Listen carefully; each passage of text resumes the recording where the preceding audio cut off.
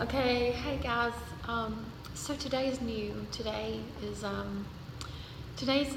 beginning, and I'm excited about it.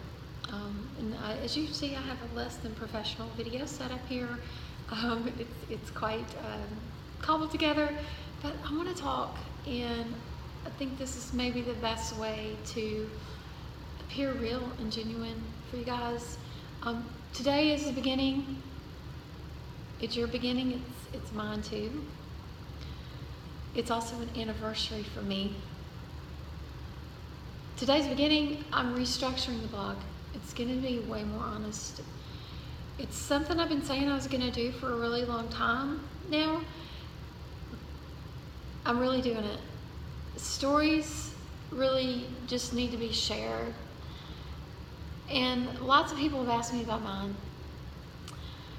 I tend to get shy about sharing things, but there are just some things that need to be out there, and I'm going to go ahead with it. I'm not going to worry about what other people think. I know there are those, including my ex, who don't want me to talk about certain experiences, but this is my experience as well as theirs, and somebody might benefit from me sharing it. I've weighed the potential benefits against the drawbacks, and I've concluded that I've been silent for too long. In fact, silence got me in a mess, the mess I was in 2 years ago. Sitting in a hotel room, wishing that a person could really die from grief and pain and despair, because I would have died that night. I was hopeless. I was being emotionally abused systematically, and with a giant case of that frog in a pot syndrome, I had come to just accept it. Except for days like that day 2 years ago, when that little bit of fight that was still left in me reared its head, and believe me, I paid for that. There were always consequences to that. And the consequence the previous day had been that I was viciously attacked until I was ready to jump out of the car, which was a moving car at 60 miles an hour going down the interstate.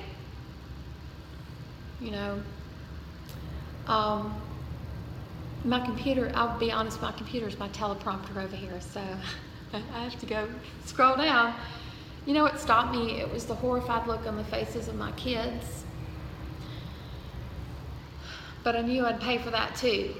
That even though he'd driven me to that move with his attacking me, that he would still say I was crazy, that I was mentally unstable, that he'd hold over me the threat of, possibly losing contact with my kids, that I'd be separated from them, and keep me stuck in that marriage. Why tell such a personal thing? Because there's somebody else out there right now who has the same kind of situation going on. Somebody else doesn't acknowledge it as abuse because there's no hitting, there's no name calling, there's no threats, no overt threats, no locking you out of the house or anything like that, just a relentless verbal attack, implied threats, and maybe a bit of economic power thrown in. A lot of women are in this situation. So now I'm going to tell you where I got to, so you know there's a happy ending. The scope of my story in the coming days and weeks is going to cover that journey from that day to this and onward. And while some of it will be really honest and raw, like this one is, I promise that some of it's going to be funny, because life is funny too.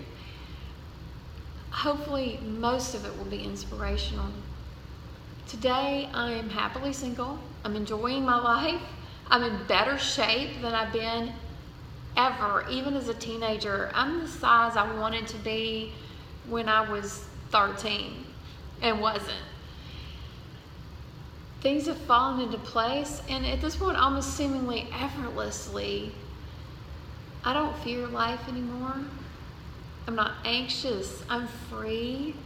I have shared custody of my amazing kids, and they have a better relationship with me and with their dad. I can say this, I lived through it. I had a friend 2 years ago who was also in despair. We connected in that space. She didn't survive. I did.